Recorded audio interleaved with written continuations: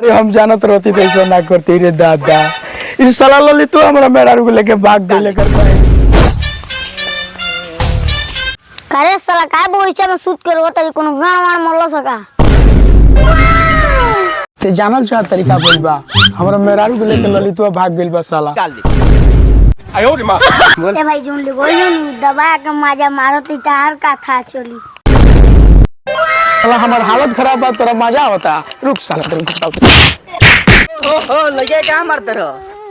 अरे साला इतना सुख शांति से बैठ के बचान पर हम रोत रहनी मेहरारू हमार ललितवा के लेके भाग गई आ इस साला ऊपर से एगो आवत त कहत का कि तोहर मेहरारू जौन के संग गइल होई मजा मारत होई।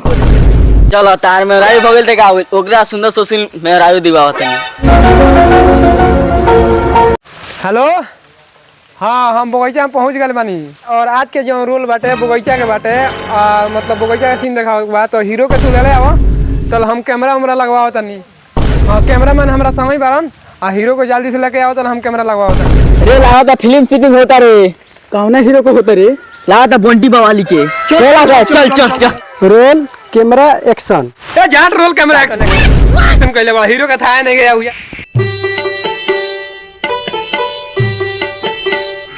ए तो नहीं कह रे हो फिल्म शूटिंग होता देखा ही बनी सोन अब हो लो या जल्दी जैसे फिल्म डायरेक्टर साहब एक बार हमरो को मौका तो पानी से गाड़ धोले वाली हटो तो भावा तो बुझा था बंटी बबली हीरो के एंट्री हो गलो बगीचा में।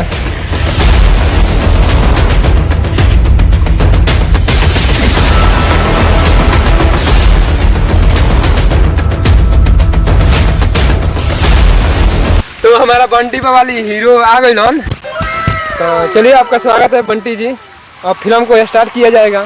साला तो सब बचवा लोग को हमरा के तू लइका समझता रहो कौन सीन से लेके खेसरिया के रिकॉर्ड तोड़ देलवा।